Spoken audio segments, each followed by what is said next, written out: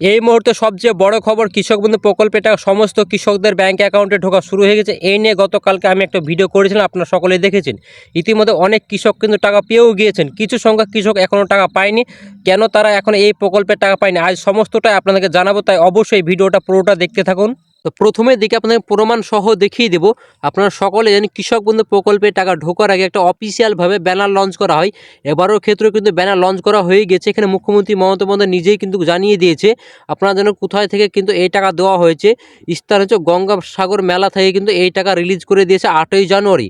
আপনারা এখানে দেখতে পাচ্ছেন, কৃষক আমাদের সম্পদ, আমাদের গর্ব, মুখ্যমন্ত্রী মমতা বন্দ্যোপাধ্যায় কৃষক বন্ধু নতুন প্রকল্পের চলতি রবি মৌসুমের জন্য আর্থিক সহায়তা প্রদান। আপনারা দেখতে পাচ্ছেন এখানে কিন্তু 1,10,00,000 বেশি কিন্তু কৃষক এবার এই টাকা পাচ্ছে এবং 3,035 কোটি টাকারও বেশি কিন্তু এই কৃষকরা এবার টাকা পেতে চলেছেন। গতকালকে আমি আমার ইউটিউব চ্যানেলে একটা পোল রেখেছিলাম, অর্থাৎ বাংলা ভাষায় আমরা জানি সেটাকে ভোট।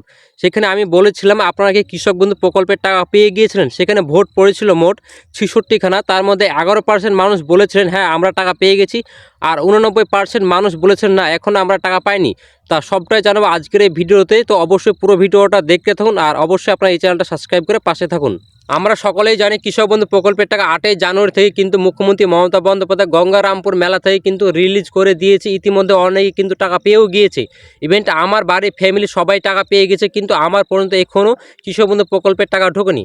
আমার নিজের টাকা কেন ঢোকেনি সেটা জানতে আমি বিডিও অফিসে গিয়েছিলাম। সেখানে গিয়ে আমি কৃষি দপ্তরের সঙ্গে কথা বলে জানতে পারলাম কৃষক বন্ধু প্রকল্পের টাকা সেটা ধাপে ধাপে কিন্তু রিলিজ করা হবে। আমি বললাম যেহেতু আমার কৃষক বন্ধু প্রকল্পের সব কিছুই কমপ্লিট আছে, তারপরও আমার টাকা ঢোকেনি। তিনি আমাকে বলেন আমরা এখন SIR এর কাজের মধ্যে একটু ব্যস্ত আছি, তার জন্য আমাদের কাছে সবগুলো প্রকল্পের ফান্ড কিন্তু চলে এসেছে। আমরা দুটো কাজে একসঙ্গে করার চেষ্টা করছি, তার জন্য কৃষকদের টাকা ঢুকতে একটু দেরি হচ্ছে। তবে কৃষকদের চিন্তা করার কিছু নয়, তাদেরও কিন্তু খুব শিগগিরই ধাপে ধাপে টাকা ঢুকতে শুরু করবে। তাই আপনাদের বলবো আপনারা অপেক্ষা করুন, খুব শিগগিরই কিন্তু আপনাদের টাকা দেওয়া শুরু হবে। যেহেতু আমাদের রাজ্য জুড়ে SIR এর কাজ চলছে, সঙ্গে কৃষক বন্ধু প্রকল্পের টাকা ঢোকার কিন্তু প্রক্রিয়া শুরু করে দিয়েছে। এই নিয়ে মুখ্যমন্ত্রী মমতা বন্দ্যোপাধ্যায় জানিয়েছে রাজ্যব্যাপী SIR এর কাজ চলছে, তাই কৃষকদের ব্যাংক অ্যাকাউন্টে টাকা ঢুকতে একটু দেরি হচ্ছে। মমতা বন্দ্যোপাধ্যায় কিন্তু নিজেও কিন্তু বলে দিয়েছে কৃষকদের কিন্তু এবার ব্যাংক অ্যাকাউন্টে টাকা ঢুকতে একটু দেরি হবে, যেহেতু কৃষক বন্ধু প্রকল্পের টাকা 8ই জানুয়ারি থেকে রিলিজ করে দিয়েছে।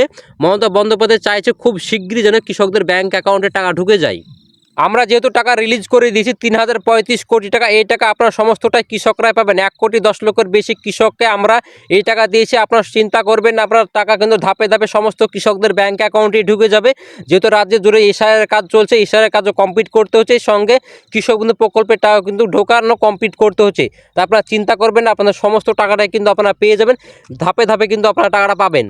কৃষক বন্ধু প্রকল্পে যারা নতুন করে আবেদন করেছে তারা কিন্তু এই কিস্তির টাকা পাবেন না। আপনার সামনে যে খরিদ মৌসুম আসছে, সেই খরিদ মৌসুমে কিন্তু সেই টাকা পাবেন। মুখ্যমন্ত্রী মমতা বন্দ্যোপাধ্যায় জানিয়ে দিয়েছে আগে থেকে যারা প্রকল্পের টাকা পায় তারাই কিন্তু এই টাকা পাচ্ছে। নতুন করে যারা আবেদন করেছিল তারা কিন্তু এই কিস্তিতে তারা টাকা পাবে না, তারা কিন্তু সামনে কিস্তিতে টাকা পাবে। তো অবশ্যই আপনারা বলেন নতুন যারা কৃষক বন্ধু প্রকল্পে আবেদন করেছিলেন তারা কিন্তু এই টাকা পাচ্ছেন না।